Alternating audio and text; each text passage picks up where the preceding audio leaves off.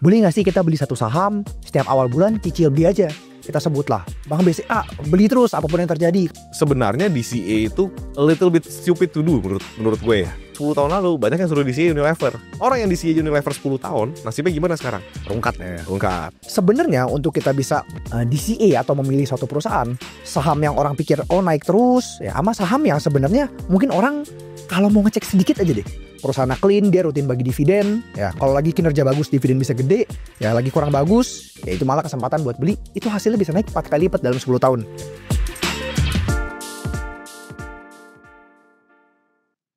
Thank you teman-teman yang udah daftar ke Think Exclusive Today's Workshop di tanggal 30 dan 31 Agustus 2025.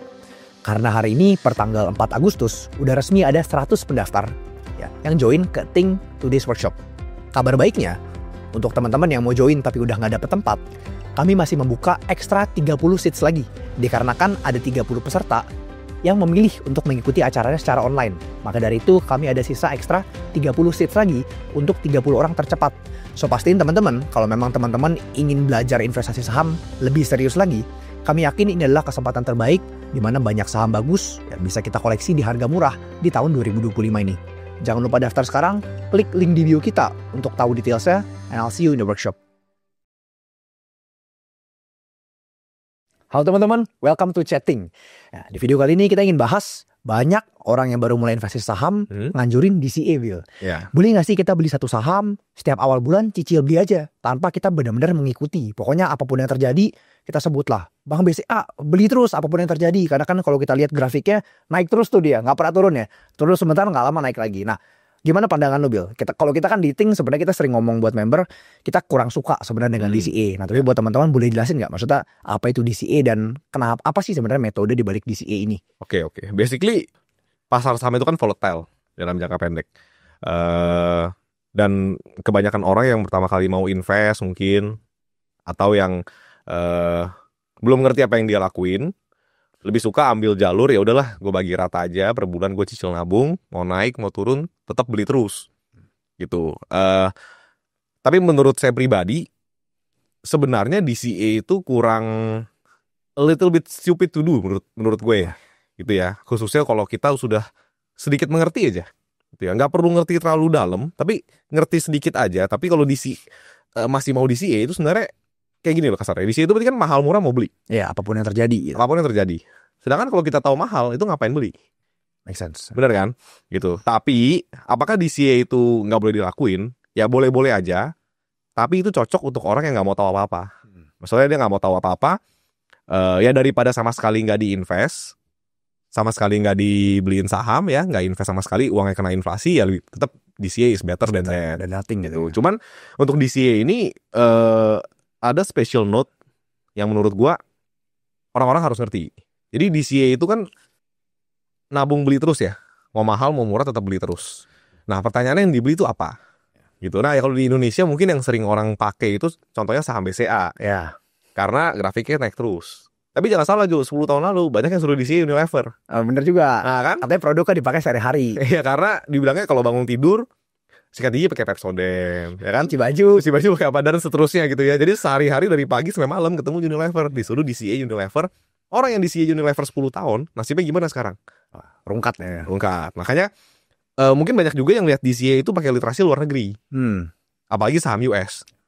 Tapi mereka tuh lebih banyak anjurin DCA itu ke indeks. Ya. Gitu. Jadi kalau kita belinya indeks, itu kita secara tidak langsung kita beli satu negara.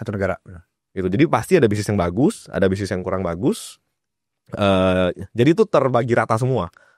Tapi kalau DCA cuma ke satu saham tanpa kita benar-benar mengerti, apalagi kita paksa beli di harga mahal kayak Unilever misalnya di PBV 40 dulu. Ya itu ngeri banget, sekalinya bisnisnya ada masalah sedikit ya rungkat. Gitu. Makanya saran saya sebenarnya kalau mau DCA itu lebih baik DCA yang dibagi rata ke banyak bisnis sekaligus, atau misalnya indeks lah ya. Cuma Indonesia mungkin kan gak sebanyak itu opsinya, toolsnya. Dan harus ingat Amerika itu 100 tahun terakhir itu adalah masa jayanya gitu. Amerika grow very significant. Ya DCA pasti jalan semua. Dan memang bisnisnya pun banyak yang grow bahkan sampai internasional, skala global. Makanya kelihatan DCA grow-nya itu ya benar-benar terasa. Itu karena mungkin ada 1, 2, 3, 4, 5, 10, 20 perusahaan yang benar-benar grow very significant, sehingga yang lain-lain yang bangkrut-bangkrut ini ketutup semua, tetap untung. Nah kalau di Indonesia itu bisa beda, karena mungkin perusahaannya nggak semuanya bisa grow seperti di US, itu satu. Dan dua, kalau DCA cuma ke satu saham, tanpa mau tahu apa-apa nih, cuman karena ngeliat grafiknya naik terus, karena semua orang ngomong, amit-amit bisnisnya kenapa-kenapa, itu gimana hasil tabungan DCA 20 tahun misalnya. Nah, jadi kalau saran saya pribadi sebenarnya kalau untuk investasi, bahkan ya, gue lebih menyarankan orang untuk kalau belum ngerti mendingan deposito. Mendingan gak usah invest, beli obligasi negara deh.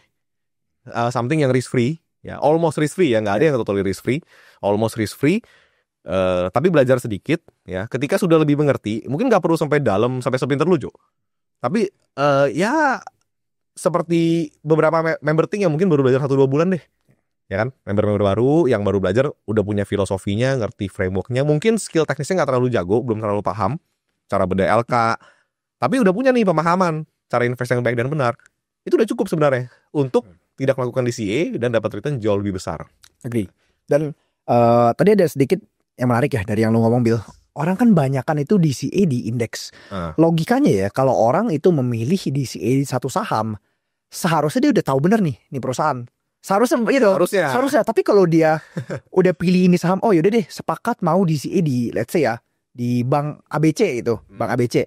Berarti logiknya harusnya dia udah benar-benar mengerti. Dan kalau dia udah benar-benar mengerti, ya kenapa pas lagi harga mahal malah dibeli? Nggak make sense dong. Sedangkan sebaliknya kalau kita investasi di indeks, kita DCA di indeks, itu lebih benar, lebih betting negaranya akan berkembang ke depannya. Ya secara rata-rata perusahaannya ada yang bagus makin bertumbuh, ada yang biasa-biasa aja nggak gitu bertumbuh, ada yang turun. Tapi secara rata-rata itu masih naik. Dan I think memang strategi DCA ini dalam tanda kutip itu masih lebih applicable ya di indeks kalian daripada pilih satu saham yang apapun yang terjadi. Ini konteksnya kita ngomongin DCA, tutup mata setiap awal bulan beli nih ya. Itu sebenarnya malah bisa jadi sangat beresiko. Iya, menurutku sih ya. Iya, dan kita tadi udah sempat hitung teman-teman ya, kita sempat hitung. Nanti datanya kita tampilin di sini. Itu kita ambil studi kasus BCA, kita tarik 10 tahun terakhir ya. Jadi dari awal 2015 Januari sampai di bulan Juli Agustus 2025 ya, kurang lebih hampir 10 tahun. Kita assume setiap bulan kita ada uang anggur 10 juta.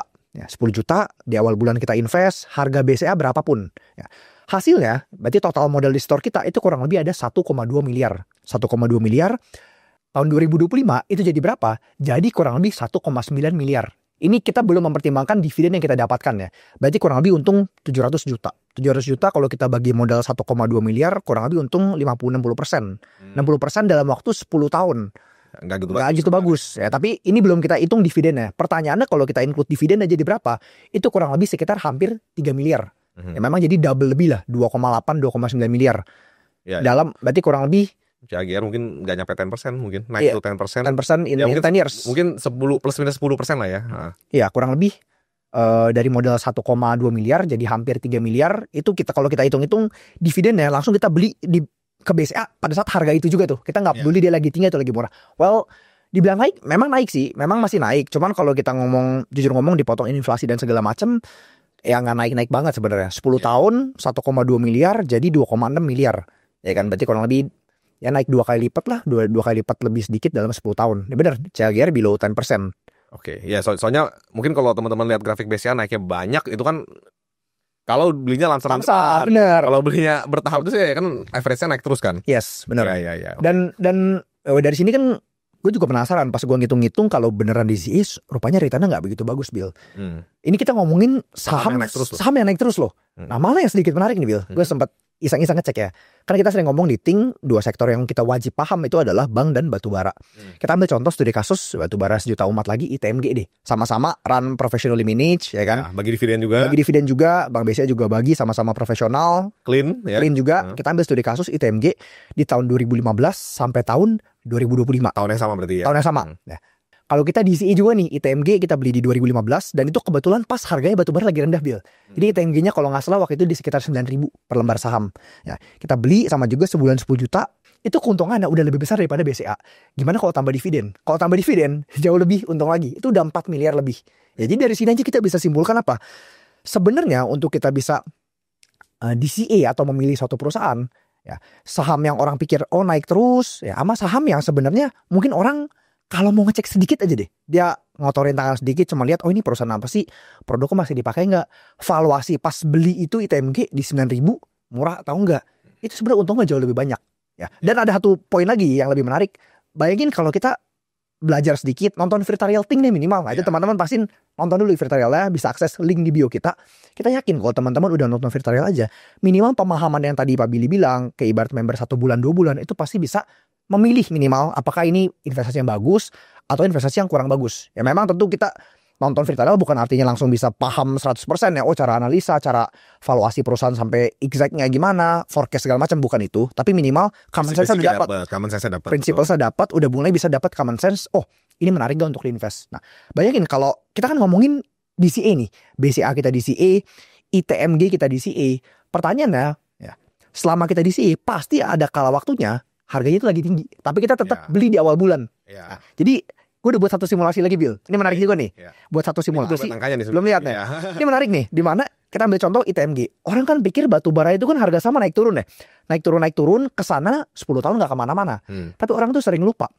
Selama 10 tahun tersebut, katakanlah ya, ITMG dulu 10.000. Sekarang 20.000. Kesana cuma naik 2 kali lipat. Tapi yang orang lupa adalah ITMG itu selalu membagikan dividen ya. Ini gede-gede banget. Hampir 100%, 90% atau 100% dari laba bersihnya. Jadi artinya apa? Kalau dulu 10.000, sekarang 20.000, artinya 20.000 sekarang itu bukan artinya 20.000 yang sama. Bisa jadi kalau selama 10 tahun tersebut dia bagiin dividen 20.000, artinya sekarang udah 40.000. Iya benar. Karena 20.000-nya udah dibagikan kepada pemegang saham in advance atau duluan. Nah, jadi bayangin teman-teman, kalau ITMG ini ya kita sama juga sebulan invest 10 juta, tapi ya kita pakai cara valuasi paling gampang nih untuk perusahaan komoditas, price to book. Ya. Perusahaan batu bara ITMG kan cukup clean ya. Teman-teman bisa lihat balance sheet-nya, teman-teman bisa menilai sendiri. Anggap kita hanya mau beli ITMG ketika udah di bawah 1.1 book value deh. PBV di bawah 1,1 baru ya udahlah udah. Itu fair enough lah buat yang nggak mau nggak mau nggak terlalu dalam ya. Kalau kita sih pasti nawar lebih biasanya. Cuman ya udah deh 1.1 BV anggap setara modal owner deh, setara modal owner ekuitasnya gitu ya, setara modal perusahaannya 1,1 buku kita beli. Jadi kalau selama harga saham ITMG di atas 1,1 buku, kita taruh deposito aja deh, anggap setahun dapat 4-5%. Tapi ketika udah harga sahamnya mendekati 1,1 buku, tabungan kita ini yang kita akumulasi 10 juta per bulan kita tembakin ke situ. Hasil lebih sama juga ya, modal 1,2 miliar nih selama 10 tahun ya. 10 juta per bulan jadi 5 miliar, Bil. Even kita bandingin sama BCA itu jauh banget. Ya kan tadi BCA baru nggak nyampe 3 miliar. Ini berarti kurang lebih dari 1,2 nyampe 5 miliar. Aja naik ya benar 4 kali lipat in 10 years. Which untuk orang yang mau kotorin tangan sedikit aja teman-teman, baik lagi ITMG ini saham sejuta umat, gampang banget teman-teman pelajarin. Itu it's very clean gitu. Teman-teman nggak butuh jadi orangnya expert di kalkulus. You don't have to be a rocket science seperti kata Warren Buffett. Yang penting beli ketika valuasinya udah di bawah 1.1 book value. Kita tahu batu bara masih digunakan, perusahaannya clean, dia rutin bagi dividen. Ya, kalau lagi kinerja bagus dividen bisa gede, ya lagi kurang bagus, ya itu malah kesempatan buat beli. Itu hasilnya bisa naik 4 kali lipat dalam 10 tahun. Ya, tapi ini harus di keep in note ya, teman-teman. ITMG itu ada tahun yang sangat bagus sekali 2022, 2023 yang mana kita aja yang masuk di 2020 2021 itu dapat mungkin 4 to 5 baggers. Berarti udah 4 sampai 5 kali lipat itu sebenarnya tuh dari 5 tahun terakhir ini. Benar. Gitu. Jadi sedikit disclaimer ya, bukan berarti artinya lo beli saham batu bara ke depan 10 lagi akan seperti ini gitu. Jadi tetap semua harus dipelajari. Cuman we get the point lah dari Joe. Gitu. Jujur gue belum pernah lihat angkanya, belum pernah coba simulasi juga karena nggak usah dihitung pun udah tahu sebenarnya mana yang lebih baik gitu kan. Tapi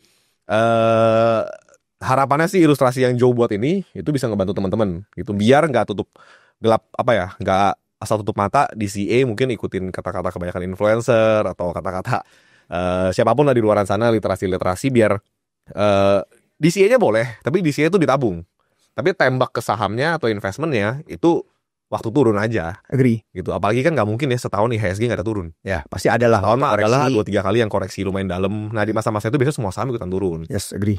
Even kalau kita ngomongin bank saja, kalau teman-teman beli pas trading halt kemarin atau kemarin bank sempat turun lagi, beli itu juga udah easy money sebenarnya. Yang penting sabar belinya ketika ada kesempatan yang good time lah. Kalau perbank tadi kan batu bara kita udah spill, anggap di bawah book value. Nah bang coba teman-teman di bawah berapa? Coba tulis di kolom komen. Baru kira-kira menarik. Karena sebenarnya beda bisnis itu kategori beli di bawah PBV berapa itu pasti beda-beda. Tergantung kualitas bisnis, ya kan. Nah, cara tahu PBV berapa nih wajarnya nih untuk beli tiap bisnis ini? Saham kan ada 900 nih. Yes. Tentu pasti masing-masing beda-beda. PBV-nya berapa? Nah, itu teman-teman belajar 2-3 bulan juga pasti udah bisa. Pasti bisa kok. Jadi belajar itu sekali, tapi efeknya itu bisa panjang. Bisa kepake terus. Ini kita ngomong sebagai defensive investor ya. Kalau pengen return sampai 40-50% setahun ya tentu nggak bisa dengan cara seperti ini. Yes. Pasti butuh extra effort lagi. Yes. Itu. Tapi kita ngerti nggak semua orang hobi seperti kita ya. Nggak semua orang punya waktu yang sebanyak kita untuk fokus ke saham. Jadi ya sebagai defensive investor jangan DCA banget lah. Ya. Ya defensif naik sedikit, belajar itu jauh lebih bagus returnnya. Dan Ting mungkin kebanyakan orang di luar sana pikir Ting ini hanya memfasilitasi enterprising investor, itu salah. Yes. Gitu. Ini yang mungkin kita mesti clarify ke YouTube dikit nih. Sebenarnya Ting ini justru banyak memfasilitasi defensive investor. Yes. Justru dengan mereka subscribe Ting, mereka jadi nggak perlu keluarin segitu banyak waktu lagi, effort lagi untuk kotorin tangan gali-gali. Ya. Karena risetnya tuh udah kita siapin. Ya ini KBC kan salah satu produknya. Tapi sebenarnya kan banyak ya. Teman-teman semua bisa lihat di free trial lah. Itu contohnya kita udah buka. Ada workshop juga. Ada 30 day program kemarin. Ya saya rasa sih cukup banyak kesempatan buat teman-teman kalau mau lihat produk kita seperti apa. Yes. Dan jadi kalau teman-teman yang penasaran di Ting itu ada sediain apa aja. Simpelnya kita sediain research. Itu ada research bulanan. Ada yang sifat 2 bulan sekali. Ada yang setiap bulan kita update. Kita kasih beberapa emiten yang kayak kita rasa boleh nih teman-teman cek lebih dalam. Itu semua kita update terus teman-teman setiap bulan. Dan tinggal teman-teman tugasnya apa? Cross check aja. Ya. Sesuai nggak nih? Oh ini tipe perusahaan yang saya demen nggak? Kalau nggak demen ya udah tunggu update berikutnya atau coba pilih emiten lain. Tapi basically kita sediain research. Tinggal teman-teman consume dan teman-teman bisa cross check juga. Ini bener nggak nih angkanya? Apa jangan-jangan Ting mau coba nipu? Ya tapi selama ini sih nggak ada ya. Member-member semua pada happy. Justru kita latih member kita supaya bahkan kita sendiri pun nggak bisa nipu. Bahkan kalau Ting ada typo ya member tahu sendiri Bill. Iya, maksudnya kita tuh ngelatih ini supaya mereka independen sampai nggak bisa ditipu sama orang. Fun fact ya teman-teman, kalau kita lagi upload salah satu produk nih, misalnya kita lihat, oh labanya tahun lalu 50 miliar. Ada member banyak yang chat, Pak ini typo harusnya 49,8 miliar. Banyak itu begitu. Ya. Karena mereka sangat ya udah kita latih benar-benar untuk kritis lah dan jangan percaya apapun yang kita ngomong. Siapapun termasuk kita. Ya balik lagi kita selalu sajin datanya, we do the calculations, we do the thinking, ya tinggal kesimpulan di tangan teman-teman sendiri. Ya kita nggak pernah memberikan rekomendasi belak-belakan, but we teach you how to analyze the company, kira-kira variabel kuncinya apa aja dari masing-masing bisnis yang harus kita pantau ya. So that's it teman-teman untuk video ini. Harapannya dengan video ini teman-teman yang sebelumnya DCA bisa jadi nggak DCA banget lah ya. Kotorin tangan sedikit aja itu kita yakin hasilnya jauh lebih perform luar biasa. Tapi keep in mind juga yang kita studi kasus kita ambil ini BCA 10 tahun terakhir itu kita ambil 2015 sampai tahun 2025. Mungkin kalau di tahun 2000 beda lagi. Itu dia. Yeah. Sedangkan ITMG seperti yang Pak Billy bilang 2015 sampai tahun 2025 itu lagi masa bagusnya. Karena 5 tahun terakhir. Ada masa jelek banget tapi ada masa yang bagus banget. Dan jadi poin dari sini adalah perusahaan apapun ini menggunakan data masa lalu. Kedepannya gimana ya teman-teman harus baik lagi kotorin tangan sedikit. Kira-kira perusahaan ini kedepannya gimana, masih bisa bertumbuh atau enggak. Dan paling penting apa? Valuasinya. Jangan beli ketika valuasi lagi tinggi terus diisi setiap bulan. Harus beli perusahaan bagus di harga murah. Nah kalau ini sedikit tambahan terakhir ya, mungkin sedikit out of topic. Tapi kalau misalnya banyak baca literasinya di US, DCA-nya misalnya di US, itu harus ingat sebenarnya banyak loh perusahaan Fortune 500 itu yang bangkrut di tengah jalan. Tapi kalau orang yang DCA-nya ke indeks karena dia membeli a piece of America, ya maka mungkin ada perusahaan baru ya seperti Amazon, seperti Google, Nvidia dan lain-lain yang perform very well. Gitu bisnisnya perform very well, sahamnya juga ngikut. Dan orang yang DCA indeks itu mereka punya kelebihan karena mereka merem ya. Mereka bisa hold tuh saham-saham yang udah naik banyak banget sampai valuasi tinggi. Gitu. Yang mana kalau itu sebagai orang yang stock picking sendiri itu biasanya mungkin akan tergiur untuk jual. Gitu. Tapi ya itu gak semua yang dipelajarin di Amerika bisa diterapin di Indonesia. Karena bisnisnya beda, produk investasinya juga beda, pilihan emitennya juga berbeda. Gitu. Di sini kan gak ada perusahaan seperti Google yang bisa bertumbuh skala global aja dikit banget. Iya, coba kalau mau fair coba cek deh DCA, indeks, tapi jangan Amerika. Coba cek Turki misalnya, ya kan? Coba cek misalnya Jepang, coba cek semua negara gitu. Jadi fair gitu loh. Kalau cuma berpatoknya ke Amerika doang, ya pasti karena bagus karena Amerika jaya 100 tahun terakhir. Ya. Gitu. Tapi apakah 100 tahun ke depan sama kan juga belum tentu. Belum tentu. Ya nggak ada yang tahu. Termasuk BCA. Agree. Sekarang naik ya DCA. Ya saya sih nggak bilang BCA kayak Unilever ya. Cuman kita nggak pernah ada yang tahu. Kalau udah beli bisnis di harga mahal, apalagi di DCA di harga mahal terus nih, PBV berapa BCA sekarang? Udah gede tuh. ya berarti grow ke depannya harus benar-benar sangat bagus. Dan selama ini memang bisa selalu dijustify ini yang Ya. memang hebat dengan BCA. Tapi ke depannya gimana itu jadi PR lah buat kita semua, tetap harus di follow. Karena pada akhirnya investasi bagus itu kan beli perusahaan bagus di harga yang murah. Ya. Bukan perusahaan bagus di harga yang ya, mahal, sama aja. Ya. Ya kan? Oke, semoga dari video ini teman-teman yang sebelum di DCA bisa dapat insight baru ya dari kita. Ingat, ngotorin tangan sedikit aja itu bisa mengubah returnnya dengan luar biasa banget. Ya, tadi kita udah ambil contoh studi kasus, dan ingat saham yang kita ngomong ini bukan rekomendasi beli atau jual, hanya sebagai studi kasus. Thank you teman-teman, see you on the next chatting. Bye-bye.